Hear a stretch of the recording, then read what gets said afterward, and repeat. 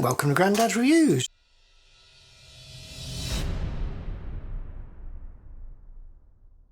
Today's video, I'm going to have a look at this Fuji 16-80 f4.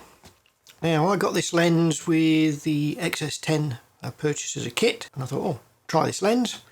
Now, what I want to look at is, I know this has been discussed hundreds of times on YouTube, on Facebook groups and everything like that. When I looked at whether I should get this lens with the XS10 or just the body or whatever, I obviously came across a lot of videos discussing the flickering or zooming in video. Now, right off the bat, I will say that this isn't a video lens. This was designed by Fuji as a stills lens, so it's not actually designed for a video application. When I used to work as a cameraman with a video production company, the first thing that I was taught was, if you're using a zoom on a video camera, it's basically a set of primes. We're not going to use the video of you zooming only when you've stopped zooming. So if I'm zoomed out, that's my wide shot. Zoom in for a close-up, that's my close-up shot, not doing anything in between. But if you do want to zoom with this one, you do get flickering. Now, I've done a quick test, and you'll see that later, that shows the flickering effect. Right, so we're on the 16-80 f4. ISO's set at 160, and the shutter speed is set at 1/25 to get the correct exposure. So I'm going to try and demonstrate the flickering effect of the 16-80 fixed f4 zoom lens. So we're zoomed right out.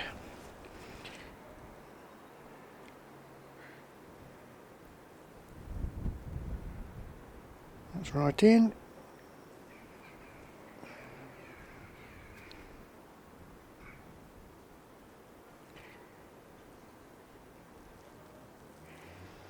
I'm just trying to do a steady zoom to demonstrate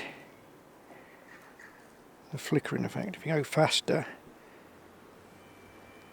you get it as well. I'll set it at manual focus, so the focus isn't changing. So nothing's changing apart from me zooming in and out. As you can see, there's a flickering effect. And hopefully I'll show you what I think the problem is. And going through all the different videos on YouTube, there were so many different theories. It's either the OIS in it, it's the exposure, it's auto ISO, all kinds of different things. And some of them are, I think, are relevant and close to the mark. But what I want to do is just show what I believe the problem is. It's not a problem, it's just the design of this lens. And what we first have to look at is, how are fixed aperture zooms actually made? How do they do it? Because the f-stop is a ratio of the focal length of the lens. So if this was a fixed focal length, let's say this was a 16mm f4 at 16mm, the size of the aperture is going to be 4mm, because it's the f number divided by the focal length. If this was an 80mm f4, then the diameter of the aperture would be 20mm, because it has to be a ratio of the focal length. But this isn't fixed prime, this is a zoom. So that aperture, even though it's an f4, has got to change in size to maintain the amount of light that f4 would transmit. Now, there's a number of ways that lens manufacturers do this. There's what I would class as the expensive way, and that's like your Canon L glass. And what they do is they have extra elements in the lens that magnify the perceived opening. So I'll read up in here. The affected diameter is not necessarily the true diameter of the aperture ring, since part of the zooming effect is that the aperture ring itself is magnified, but the effective diameter is what is relevant. Principle on constant aperture zooms is the size of the virtual aperture changes throughout the zoom range despite the fact the physical aperture clearly remains the same. So all fixed aperture zooms are going to change that diameter either virtually or really. So if you're going to create a cost-effective fixed aperture zoom, that this is, it's a reasonably priced lens, what they do is actually change the aperture size. I'm going to show you a video of it actually changing. Now, there is two ways of changing the aperture size, and how that is achieved is that the aperture changes its diameter linearly. It doesn't step, it just gradually increases or decreases in size.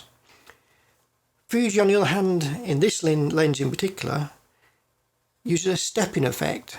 So as the zoom zooms out, the aperture is stepped to the next size to maintain that f4 aperture.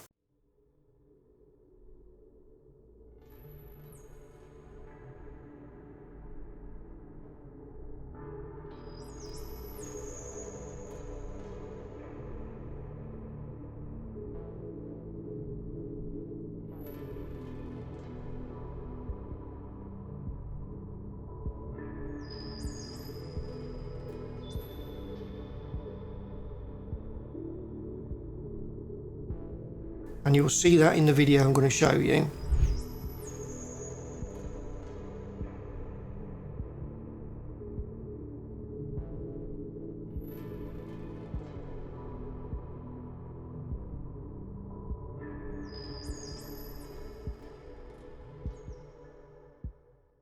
And that, I believe, is what caused the flickering, because as you zoom, it steps, and then there's a sudden increase or decrease in the amount of light as it steps, and the exposure doesn't catch up quick enough, and you're getting the flickering effect.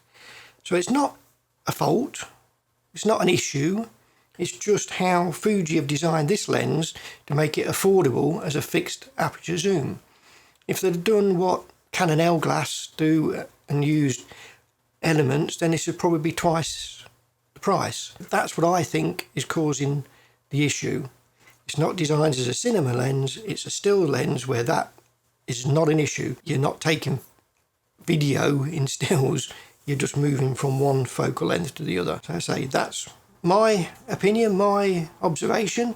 Might be incorrect, might be correct, but that's what I believe is happening. So if you enjoyed the video, give it a thumbs up. If you didn't, give it a thumbs down. If you want to see more videos like this, hit that subscribe button, and please hit the like button to help my channel. Until next time, see you later.